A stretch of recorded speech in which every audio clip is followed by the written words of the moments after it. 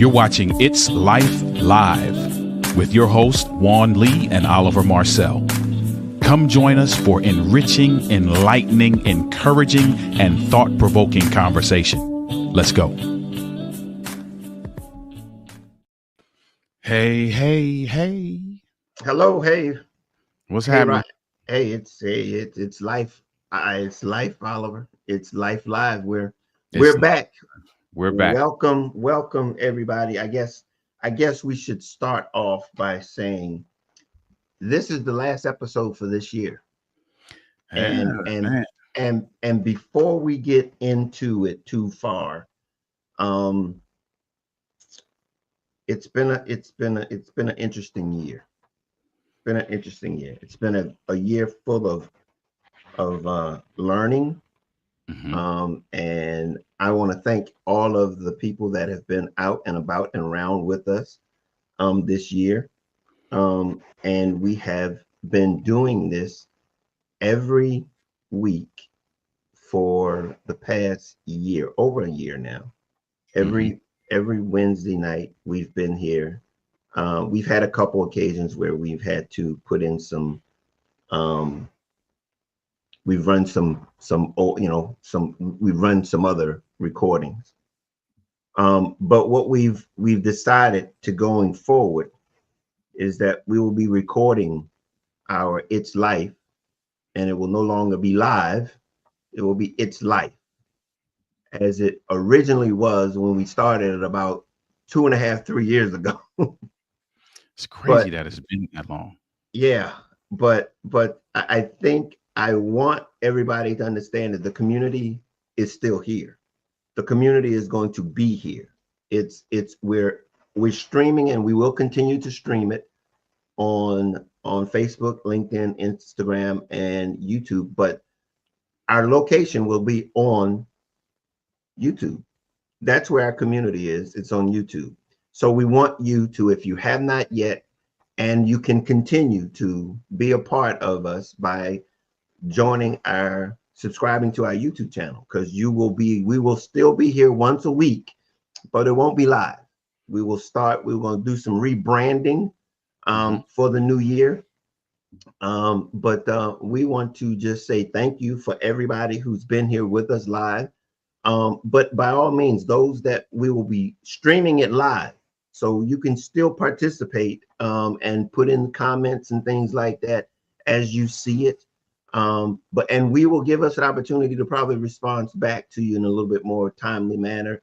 But this is going to be not only the last episode for the year, but it's going to be the last live one. So, but I want you all to know that we're going to probably have other events that are going to be live, but this one is just going to be a part that we're going to be focusing on it and putting it into um, YouTube. Won't look any different. You'll still see us the same time every week, but we won't be live. And just for those who may be wondering, what is the YouTube handle? Mhm. There it is on your screen, so that you can go over to you can go to YouTube and just search that. You can actually just put in Clear Journey in the search, and it will come up. But this is the actual handle for you to go to Clear Journey and to subscribe. Yep.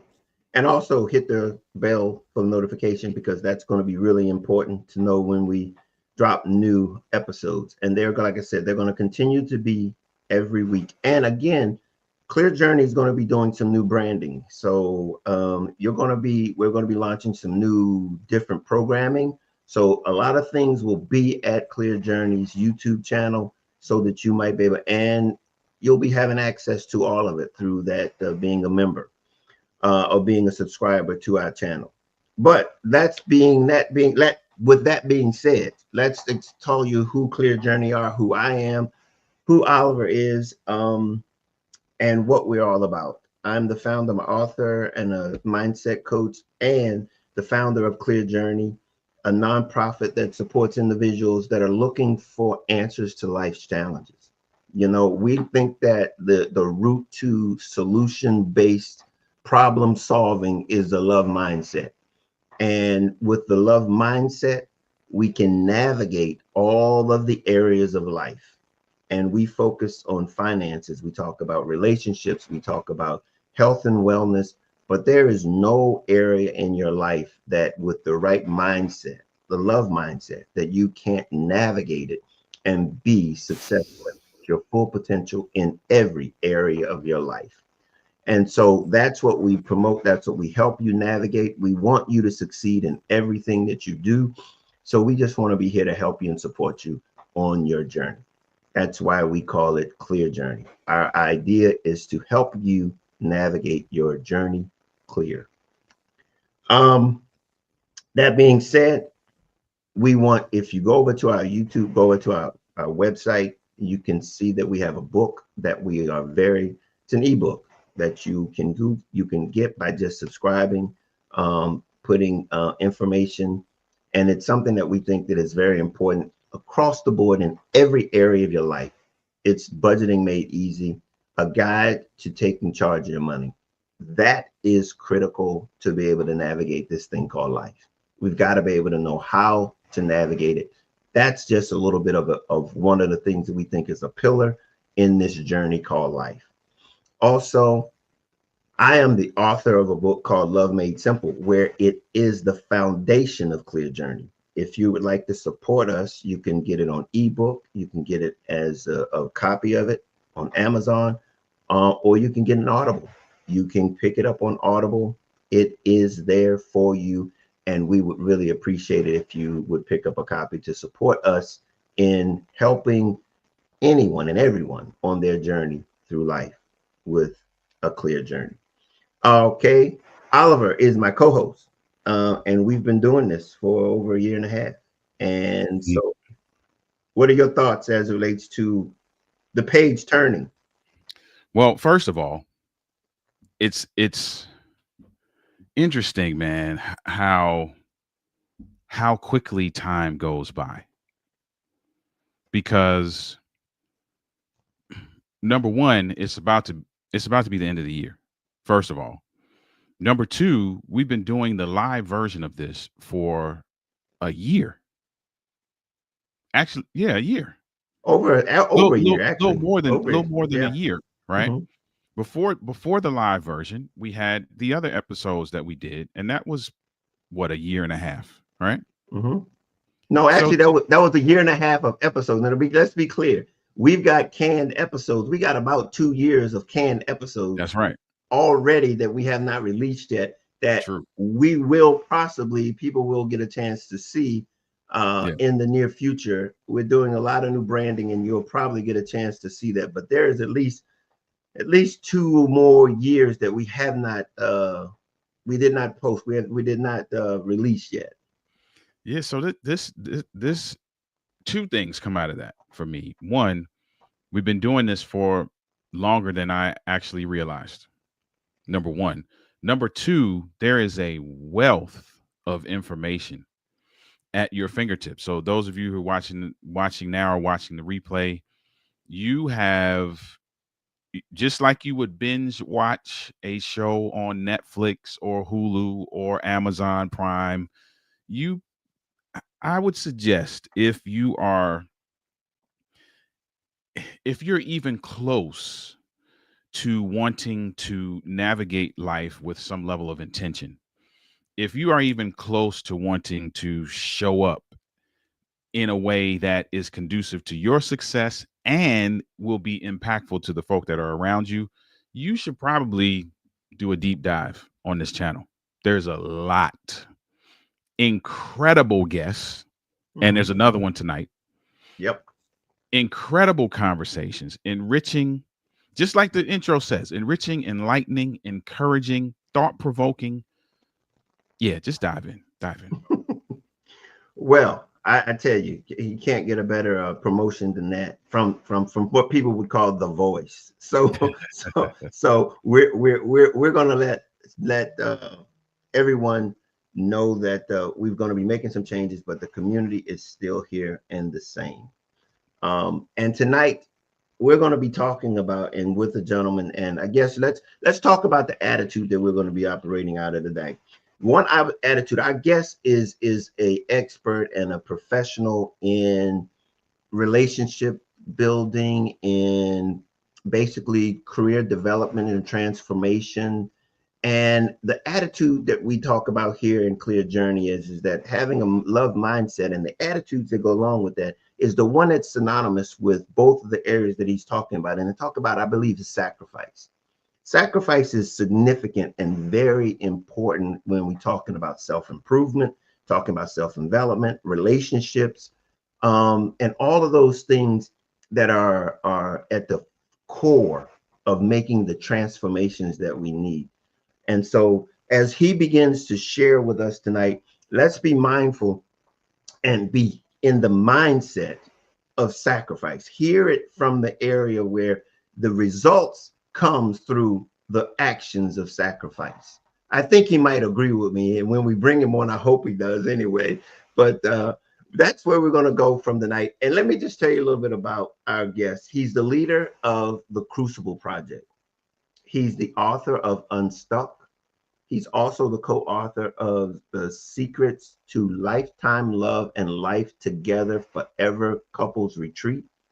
He's earned a BS and a B and an MS in clinical and counseling psychology. He is an honorary doctorate from Grace Glory Global Seminary in 2017. But his claim to fame, let's be clear, his claim to fame is that he was a member of the high school dynasty. Let's be clear, the high school dynasty of the book and movie Friday Night Lights. Mm. Let's introduce our guest on Living Courageous, Roy Wooten.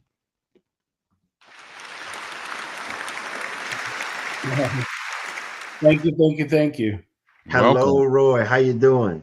I'm good, man. I'm thankful. A little jet lagged. I just got back from Australia a couple of days ago, and my soul So is back there. It hasn't caught up with me yet. So yeah, so in other words, you still in our tomorrows, and you came back to our days to be with us. I appreciate that. I appreciate that. that's Can, right. can you tell us a little? Look, tell us a little bit about our tomorrows today, okay? Oh man, it is so weird to call your wife and tell her, good morning, but it's in the evening, the day after, or the day before, and it is so strange. But what's beautiful is this whole sphere just keeps a rolling, and the days keep coming, and I'm thankful for every day I have. Man, really impressed with you, Juan and Oliver, what y'all got going on here, your focus, and what you're doing. And I'm really honored to get to be a part of this tonight. I come as somebody who I wouldn't call myself an expert so much as just a guy who's trying to figure it out. Yeah, going through life and trying to figure it out and help as many people as I can along the way. Yeah, that's awesome.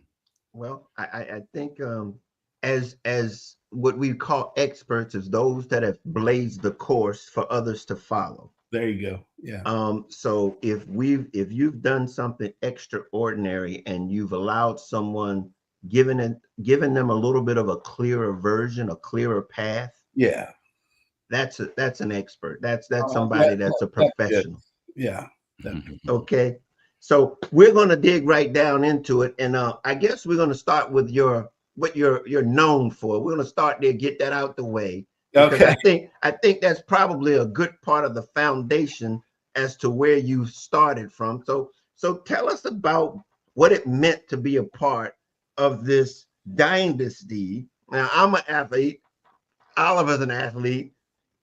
Tell us, Yeah. what was that experience like, and how did that impact you and your future vision for where you are today? Yeah. I mean, I think there are some things about growing up out in West Texas on the oil field, where at the time in the 80s, everyone had lost their shirt, they lost their businesses, the oil prices had bottomed out, and the whole town rallied around a bunch of high school kids out on a football field. That's where they got their identity, and And for me, I enjoyed baseball. I loved baseball, but in our little town, it was all about football. So you kind of got pushed into that sport, if that makes sense. And I was a decent athlete. And so what I learned is a few things. One is um, winning isn't something that you do on game day. Winning is something you do in the off season. And so we seem to practice all the time. We were working on our physical stamina. We were, doing things, learning body memory, because they would wear us out and still expect us to remember the next play. And it was really good for um, knowing that my body can do more than I think it can. Right? A lot of people sign up for a marathon and then they quit before they get there. Right? So if you just press in, get past the tough point, that there's something else that your body can show up and do for the most part, for most physically able people. And then this whole idea of, my goodness, I don't have to think about on my team or worry that the guy next to me or the guy behind me or the guy in front of me is going to do the right thing. I have to worry about what I got to do in this play, in this particular defense or in this particular offensive play. My job is to do my job, to do it excellently, and to do it every play the same way. And knowing that the player next to me is doing the same thing, that's how we win. The last little nugget is fourth quarter is where we won some of the toughest games, and that was that conditioning that got us through. through.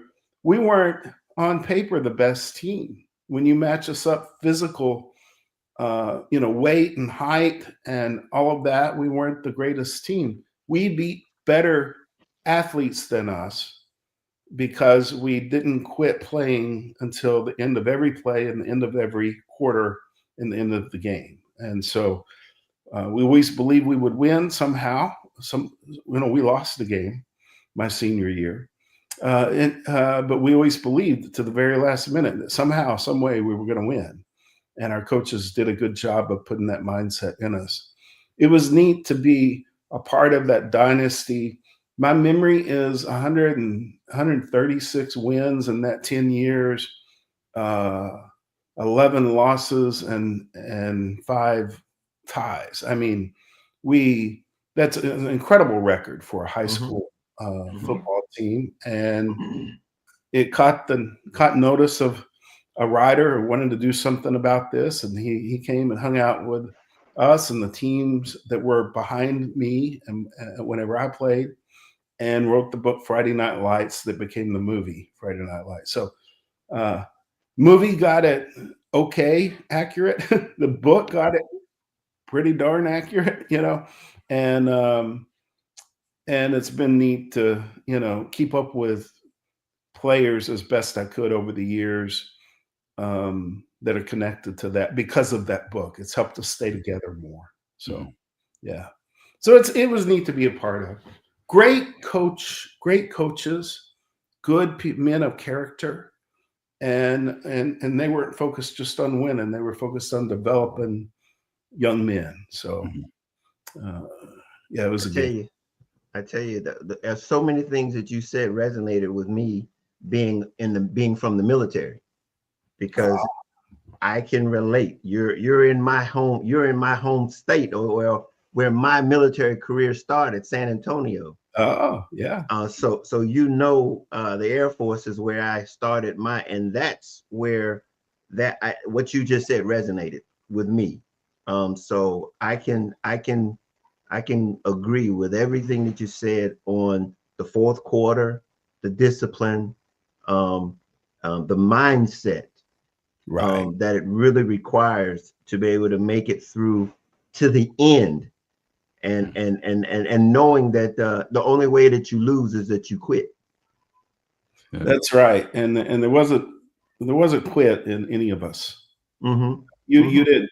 you didn't last long on the team if there was some quit in you. So Yeah. yeah, we So got it done. We you know we got it done off the field and got it done on the field, and really it was neat that ESPN had started a national poll and they had ranked us high, and then along came the author. So Mm. yeah, very neat to be a part of. Yeah, that's awesome. That's well, awesome. let's transition. You got something, Oliver? We're going to Yeah, transition to some of I- this secondary stuff. Other than that, yeah, we can definitely transition. The only thing I was going to say is that in that entire story that you told, there's a word there, right? And I hope that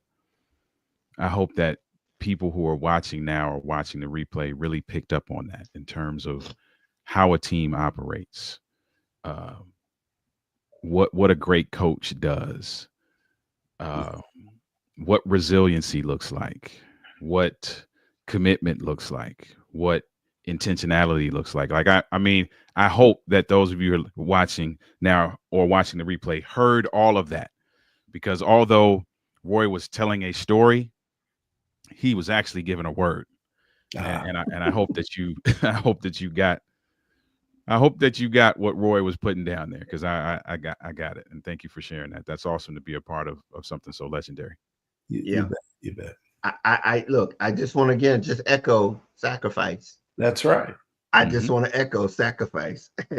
Indeed. So let's go into your next phase of life, and I guess it's your book Unstuck. Yeah, so really excited about the new book Unstuck. It really, I have a weekly email of encouragement that I put out, and it ends up being part of a blog, do videos around it. And I took the things that I felt were most uh, pertinent to getting unstuck over the years out of that blog and put it into this book with some edits. And the idea is that everybody, you and me, and everybody who's watching or listening, will get stuck someplace in their life. And a lot of times it's something that they've always wanted to do aspirationally, or something they wanted to be that gets in the way. There's something in the way. There's fear or something that's blocking them, or it's something in their relationship where they just aren't taking the next step for connection, uh, or they're stuck in a pattern. They're doing things behaviorally that they don't want to do. They say, "I don't do that. I'm not that kind of man, or not that kind of person." But yet they find themselves doing it, and they're like, "Why did I do that?" So it's around those things in our life, those patterns of annoying things where we feel stuck. The idea was, what can we do to break free and live courageously, unstuck? And so, yeah, I think there are some good tips in kind of assessing where in my life I'm stuck. Also, looking at what is underneath that. Usually, there's something else that's really underneath it all, and then what can you do to get into action to move past the fear or whatever the block is, so that you can really get unstuck. Is there one particular thing that you could think of that most stands out the most, that really causes a challenge, a big challenge for people, and what can they do to overcome that challenge? Yeah, so I really think underneath most of our places that we're stuck is some kind of fear. Hmm. We have a fear that the worst thing that we could imagine might happen if we actually take a move toward the thing that we really want. In my first book that I wrote with my wife, um, I remember being able to bang it all out in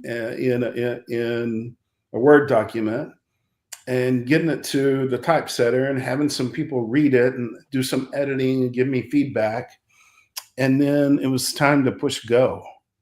And I was really scared. For some reason, that what was going in my head was, if I put this book out there, that there will be people who will read it and will laugh at me, will think that my ideas are dumb, and think, I sat with a coach, somebody I trust, and I asked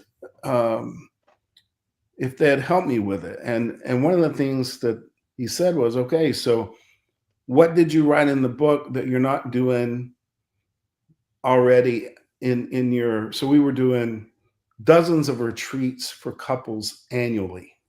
What are you telling them in the book that you haven't told them already on stage? And I said, nothing. I mean, it's even just a small portion of what we're doing on stage in our retreats. And he said, so every time you do a couples retreat, do you get rejection from everyone? And I said, no one. Everybody loves it. Everybody's thankful. They send me emails and say, thank you. I think you saved our marriage. And he said, so where does that fear come from? And it was somehow related to a story in my childhood in elementary school. Whenever he asked me to look at where that fear that was really unrational came from, I was able to see a story in my life that I think most of the time we respond to challenges in our life in childhood in a way that's about surviving that moment. And what survival success we have with what we did, we tend to repeat in our life, and it just doesn't work long term. It doesn't work when we're in our teens and in our 20s and in our 50s, like I am now. So I'm still trying to fix a problem with a childhood answer that is not applicable to today. And there was an aha for me. Because I had that aha, I was able to see even more reason to push through my fear and push the button and get it out there. So I called the publisher that next day and we moved on it. So I think underneath most things is fear. I want to have a great relationship with the love of my life. But there's some things that she's doing or not doing, or he's doing or not doing, that I want to have a conversation with them about. But I'm scared to have the conversation because I think it might wreck the marriage. But if I don't have the conversation, I'll never have what I want. But I sit in fear and never have the conversation that really needs, that my marriage is really worth having. And we do that whether it's in a deep, long relationship like I'm in with my wife, 36 years, or if it's in a relationship with somebody at work or my boss or whatever. We sit in our fear and get stuck and don't take action. And the reality is, most of the time, the fear that we have is irrational and is not going to actually cause the thing that we fear might happen, but it's big enough that we don't take the action. So yeah. I know that was a lot. Sorry. No. That's good. And very true.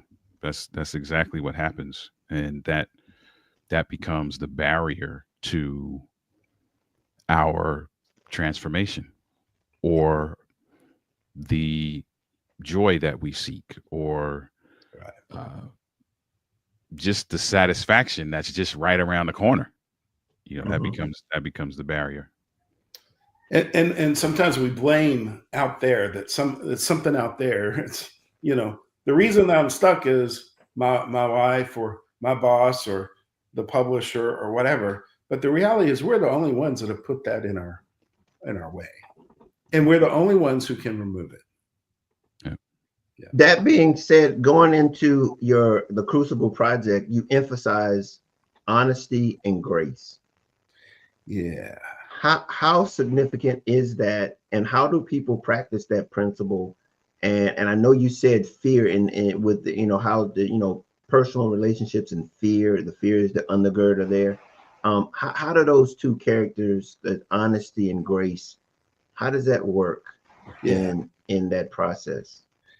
So I believe with every cell in my body that every human on this earth deeply wants to be fully known and loved. That's it. We want to be fully known and loved. But to be fully known, we have to reveal ourselves. We have to get vulnerable. We have to be honest in a radical way with somebody else, and that's scary. Mhm. So we are trying to create. No, let me rephrase. We are creating experiences in a retreat setting that sets that up so that every person has the opportunity to be fully honest and open with everyone next to them. And on the other side of that, what we found since 2002, that's how long we've been doing these retreats, uh, 70 was 7,600 participants over the years, um, both men and women in separate retreat settings, is that every time it's met with grace. That when I'm vulnerable, one, and I open up and show y'all, like, this is really my struggles. This is really who I am that I don't want to be. This is what I don't want you to know about me because I'm afraid you're going to reject me forever. That it elicits the honesty from you. It gives permission for the person next to me to also be honest about themselves. Mhm. And that is that thing of being fully seen and loved. And that brings grace. It's grace that most people don't feel if they've been in a faith community their whole life. They've never experienced it at church. They haven't fully experienced it out of their family of origin, and it's powerfully healing. Powerfully healing. Mm. What I mean, you just would you not just say that that is a key? I mean, you just put everything in. I'm talking over myself, right? Because you just got into something that's really critical, and that is that the transformation comes in vulnerability. Yeah, 100%. And if you're unable to be vulnerable, no matter what the setting is, transformation, no care where it is, it's not going to occur. Agree. Would you agree with that? Agree. And we get some sense of a false grace experience when we aren't fully open and Mhm. honest, Mhm. when we hide in some way, you know. Um, and here's the thing: we're so happy that we got the grace that we got for the little thing we shared, but we know in our heart of hearts that we haven't been fully honest. And so there's still this hope active. If I tell them this next thing, then I'm going to be rejected. They're going Mhm. to kick me out of the group. I won't belong anymore. I won't be, all my friends will leave me, Mhm. et cetera, and I'll be alone, which is the opposite. I've heard the definition of the the definition of the opposite of depression isn't happiness, it's connection. Mm. You want to defeat depression, get connection. You can't have true connection if you're not real. So we're talking about being real, being honest. It means saying the things that I want everybody to know about me and the things I don't want everybody to know about me. Mhm. And it creates community like nobody's business. Yeah. And people are starving Mhm. for it, and many people live their whole lives and never have it. Yep. Very true. It's amazing. In your secret to lifetime love retreats, what would you say is one of the key insights that you teach them so that they can learn how to sustain that love and relationship? Oh man, if I had to pick one, I would say if you want to do life together with someone forever, which is what I've chosen to do with my love. It is an adventure in helping them heal from their wounded places in their life. It's like we're walking in marriage, doing life together, and I accidentally step on a mine that's been in her minefield that I didn't know was there. And so she gets triggered about it, whether, some people get big and loud, some people isolate, some people uh, act out in different ways. Um, but when I step on her minefield, what I'm going to do is come to her, not away from her, no matter how she's acting, and help her. And now I know where that mine is in her minefield, so I won't step on it anymore, or I'll do my best to avoid stepping on it. And so, if you really want to have a lifelong relationship, and this goes for friendships too, is that when there's conflict and when there's challenges, to move toward, not away, to move toward, not away, and to learn from that experience how you can not step on that part of their minefield. My wife and I have, I would say, and she would say too, a deep level of intimacy and connection, but we would not have been able to get here had we not gone through the challenges that we've had along the way. And her learning where my minefield minds are hidden and vice versa, and us being honest and moving more through that together. It just takes the whole connection to a deeper level. Yeah, Most people quit before they, Right. the Right. minefield happens and they're like, oh, she crazy, Right. it's something that I want to bring up. I want to stress, and I don't know, when you started to preference your answer to that question, you said you chose to want to be with the love of your life. 100%. Yeah. And that set the motivation to navigate that minefield. Yeah. I'm just in it all the way. And see, it's just seeming that that choice is what puts everyone in the right space to want to. I mean, because see, your minefield is different than my minefield. Right. And I might end up losing a leg, an arm. You might lose a ear or eye, but I'm going through the minefield because I chose to go through the minefield, because that's what I chose to do. Yeah. And the threat or what I could lose is nothing in comparison to what I chose to do. Yeah. Yeah. It also in a very direct way helps to shape your perspective, which in turn helps to shape your approach. And when those two things happen, you start looking at what you go through the lens of how do we get better from this, as opposed to how quickly can I get away from this? Yeah.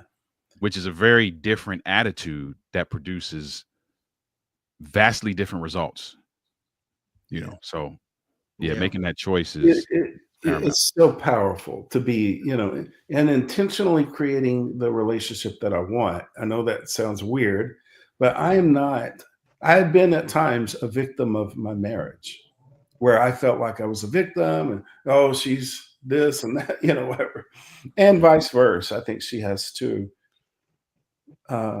Looking at what the situation is that we're dealing with, and in the challenge of that season of our life, and deciding I'm responsible for creating the marriage that I want. I can't decide for her what she's going to do. I have no control over her, but I can listen to her and find out what the word is sacrifice tonight. What sacrifices might be on the option, in the options for me to be able to help her so that we're able to have the marriage that I really want. Mhm. And usually that's what she wants too. So living in a victim mindset is not the way to get what you really want in life, right? Mhm. And so choosing, I meant to say that because that's what I really believe. I choose it, and I choose it when she does the annoying thing that she's done for 36 years. But I've chosen her, and that's part of her package, and I'm in it. And she has some things that she's chosen that came with me Mhm. that she would probably wishes was different. But we're in it all the way. So yeah, Yeah, I mean, it's just the mindset there. That's the foundation. But in light of that, though, what's your advice you have for someone who's afraid to take that or address those challenges, those minefields wow. in the relationships? Now, if you want a difficult challenge, what's your advice? What's your advice for if there's one that just not willing to make that step? Yeah. It there's a formula that says uh, if the pain if the pain of staying the same isn't greater than the pain of change, we won't change. So if I'm comfortable that the minefield that I have in front of me Hmm. is something that I think is less painful than actually trying to have the hard conversations, get with a therapist if I need to, get with a coach if I need to, go to a marriage conference or seminar, then I won't do it. And frequently in anything where we're blocked from what we want, if at the heart of us being stuck is we've become familiar with the ickiness or the yuckiness that we're in. So it sucks, and this is all I know now. And so uh, finding the courage, finding the courage to take a chance to go for it, not knowing for sure we're going to get what we go for, but moving toward it anyway is the only way we're going to get what we really want. Yeah. The only way. And so enjoy the suckiness of your life, or pull your boots up and get some courage and go for it. Have the hard conversation. Get with a therapist or a coach or whatever, um, or continue to live in the mess that you're in. Yeah. And here's what I'd also say about couples, stepping on minefields. If it's dangerous for you or your children in that relationship, separating is a good thing. Mhm. It's not a bad thing. Mhm. And I don't know that you have to throw the relationship out. There may be a chance that I've seen men or women recover from their inability to regulate their emotions and their anger. So I know that there's hope there if you want to, Mhm. but it's not, you do not sacrifice your mental and um, physical well-being or that of your kids just to stay with in a relationship. That's a bad idea. Yeah. Yeah. And I appreciate the way in which you said that because sacrifice can be misconstrued Yeah. and misused Yeah. in a negative way that does not have the best intent for Mhm. everyone in concern. And that's where the right mindset is gives you the attitude to be able to adequately and properly know how to use that attitude. Mhm. um, because where if it's not benefiting everybody, including yourself and others, Mhm. then that's not appropriate for that scenario. No. Yeah. Yeah. That's not appropriate. So I thank you for using that and sharing that and showing that because that is the word that it's necessary for to be able to, as you go through this relationship building and transformation, Um, Sacrifice is needed, but it's beneficial for both Right. parties. Right. Both parties. Not just you, or not just the other person, but it's beneficial to everyone. That's right. It's how we apply it that makes it beneficial. Yeah. Um, that being said, when there's conflict, will you have some type of strategies that you use in these retreats that you can help the couples through to navigate these challenges, to connect and to grow through them, Yeah. that And you can share with us without giving away the yeah, golden goose? I mean, this book, Speaking and Hearing the Truth, is just the key strategy. It is about being able to have the hard conversations, and there's some tips and tricks in there. But I'll give you this: if one of you is emotionally triggered, and it's not the time to have a meeting about that issue, Mm-hmm. because what happens is the other person gets emotionally triggered, and now we're spinning, and it's usually in an unhealthy direction. So I believe in having meetings in significant relationships, and a meeting where there's some rules around how we have the conversation, where one person talks at a time, and if we get triggered in it, then we take a break and come back in 5 minutes, and until we get that particular issue solved. So much of the time, we want to focus on our perception of what the other person did, and all of that is in the past. What we need to focus on, and in this book, I give some tips and tricks on how to do that, is going forward, this is what I really want. To being real clear, this is what I really want. Specifics, with specific, not don't be mean to me. That doesn't help the other person figure out what to do and not to do. With some specifics about what we want going forward, and seeing if you can negotiate that as a way that this is how we're going to do it from now Yeah. on. It hearing the truth is such a gift from somebody else. Listening is one of the most graceful things we can do for someone, and letting them know that we hear them.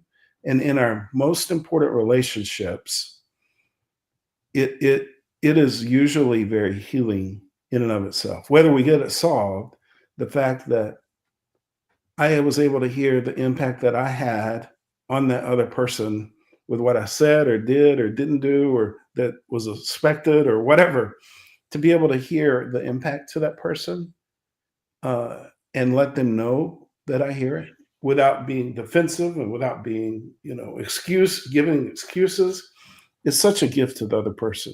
And then we're able to actually um, move toward the direction that we really want and solving the problem. Here's what we do going forward. You know. Mm. So yeah, that's what I give you on that. Both at the Crucible Project and in our Life Together Forever retreats, um, it's really focused on experiences. So a lot of people will give you the to dos, and I call them workbook workshops. You go to the workshop or the seminar, the conference, you take notes in the workbook they give you, and then you go home and it goes up on your bookcase with all the other workbook workshops. And it doesn't change anything. We believe in teaching something, and making the teachings on the brief side, and then modeling an exercise, and then letting everyone, in a couples retreat, it'd be every couple is doing that with their spouse or their significant other, not not just learning about it and reading about it and hearing about it, but actually doing it before they leave. And then it just builds throughout the weekend. The Crucible Project, um, men's retreats and women's retreats are that, a little teaching, a model by some of the staff, and then everybody gets a chance to experience it themselves. So change is happening on the retreat, not that we learn something to go apply back in life later. Mhm. They leave their Sunday different than when they came in on Friday night. And many times physically we can see it. They're standing taller, their gaze is up, they're not looking down, they're excited versus out of energy. Um, there's joy. I remember in Australia, I did a retreat with men a couple of weeks ago, and one of the guys on Sunday said, I think this is the first time since my childhood that I'm waking up and not feeling angry. Every day he woke up angry, and I've Wow. heard a similar story. So one of the wives told me, I was on one side of I was in Eastern Australia, and then I went to the Western Australia and caught up with some of our alumni there. One of the wives said, I feel like I got the husband that I married back. And they've been married 20 plus years. So uh, we're doing something, creating experiences so that change happens on the retreat. And then they're able to go live from that new place in such a way that it's impacting their relationships, their businesses, their connections with friends and others. That is absolutely remarkable. And just the model in which you do what you do Mhm. is that it is so present tense. It's present where they are, and the change is right there. They can not only hear it, they demonstrate it, and they see it in themselves, and other people see it around them. I recommend those types of those type of retreats all the time. Let me just ask you this final question: what inspired you, dedicated you to do what you're doing? Mm. Yeah. How much time do I have? I'll tell you as briefly as I can. I grew up in a home where mom had a psychiatric illness. Her psychotic break happened at 5 for me, and so home was sometimes nurturing and caring, and sometimes chaos and dangerous. And the experiences that I had in my home drove me to want to help others. Uh, we were in a community of faith where church was important. So I grew up going to a church, and I believe the faith story and my connection to faith personally also helped drive me to be to do what I am. There's a there's a gajillion folks out there who didn't have necessarily the same kind of childhood I had, but had some wounds in their childhood that are still bumping them in life. Mhm. And when I'm standing across from someone, whether it's a couple or an individual, um, I'm seeing some aspects of tenderness in my heart and empathy for them. Although our journeys are different, we're just the same. We've just been through some stuff, and helping them helps me.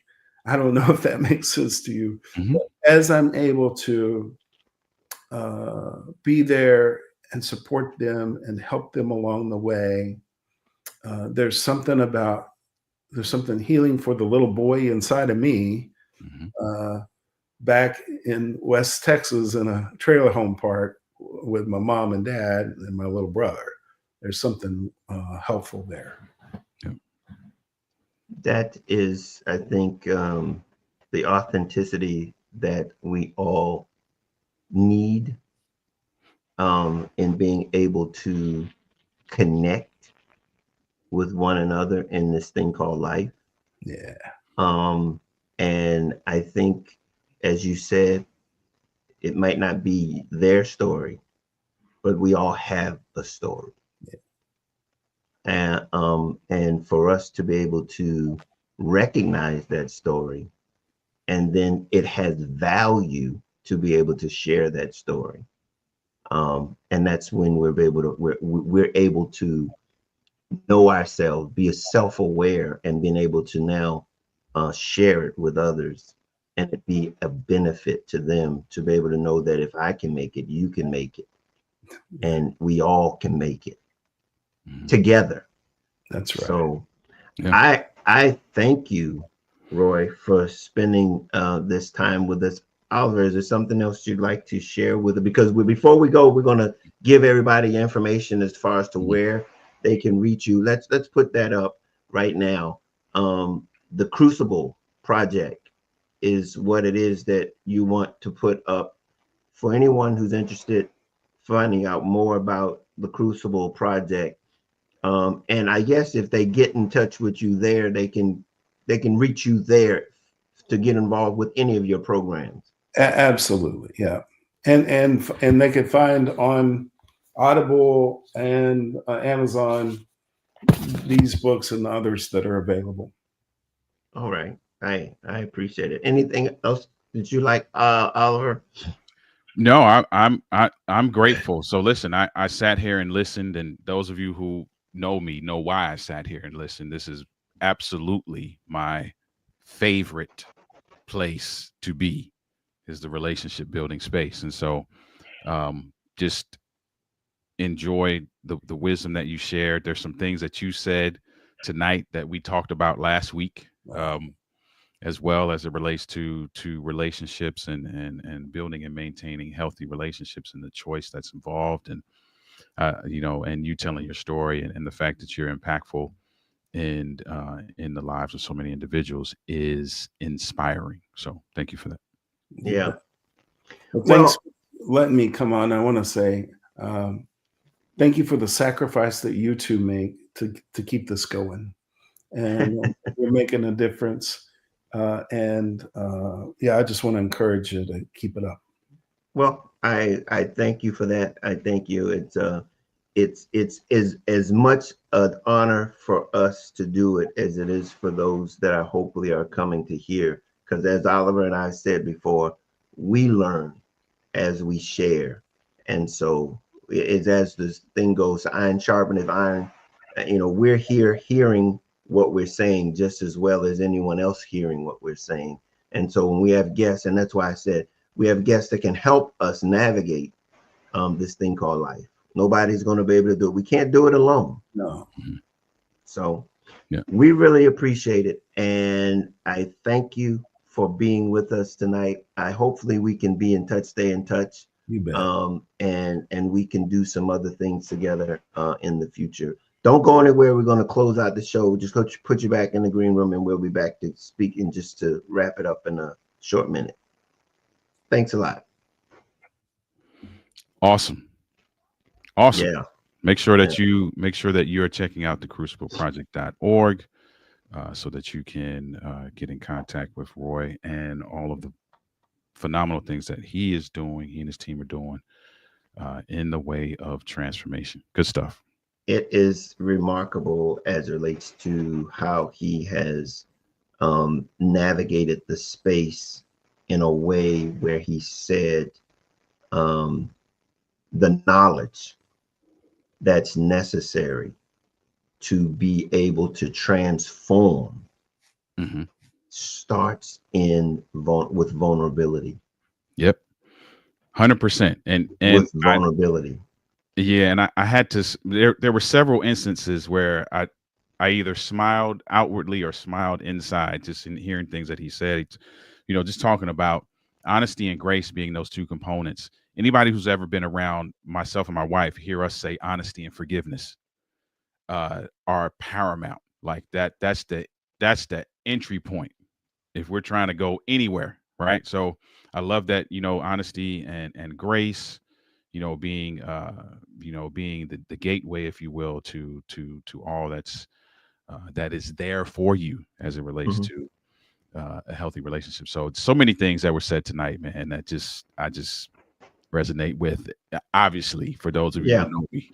Well, and we're gonna give people who don't know you an opportunity to get to know you right now, because Oliver, let people know how they can get in touch with you.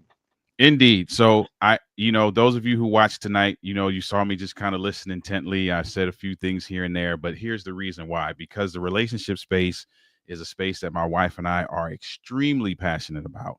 And so I just loved listening to someone else who is just as passionate, who is just as driven to see change and transformation in the lives of the folk that they come in contact with. So I am an author, a speaker, and a coach in that space, in the relationship building and men's empowerment spaces. If you're a social media person, that is the social media handle right there, Denali LLC.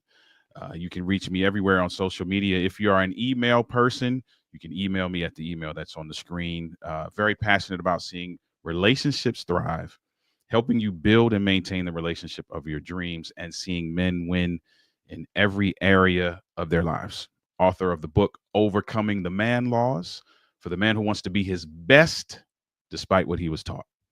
And it's my journey of self-discovery in 8 areas that I've grappled with as a husband and father. And so if that is an area that you are interested in and you want to see transformation in, I urge you to go to the crucibleproject.org.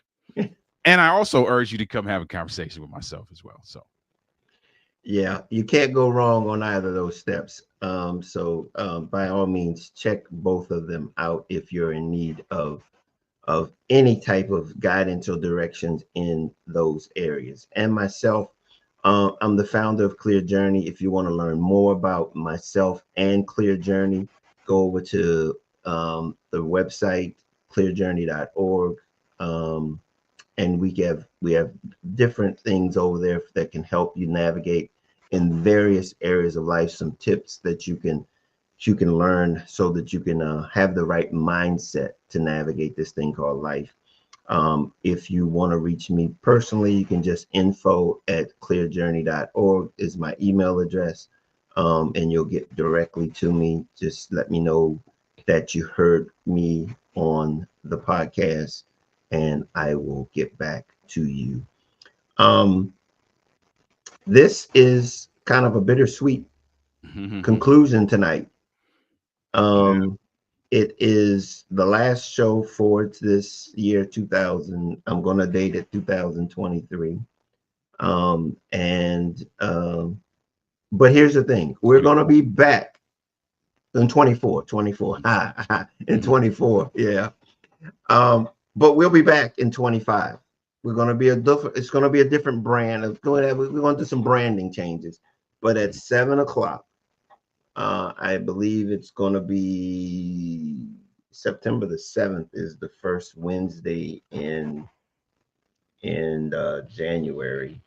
No, it'll be the 8th because we're going to miss the first. It'll be January the 8th. We'll be back. We'll have a different brand. It'll look a little different, but you'll still see the same. We're going to be always here to help you navigate life a little bit more successfully. And as always, we can't change life, but we're here to help you navigate it just a little bit better so that you can reach your full potential in life. Indeed. Make sure you go to the crucibleproject.org. Make sure you grab those books. Make sure you connect with Roy. All righty. We'll see you later.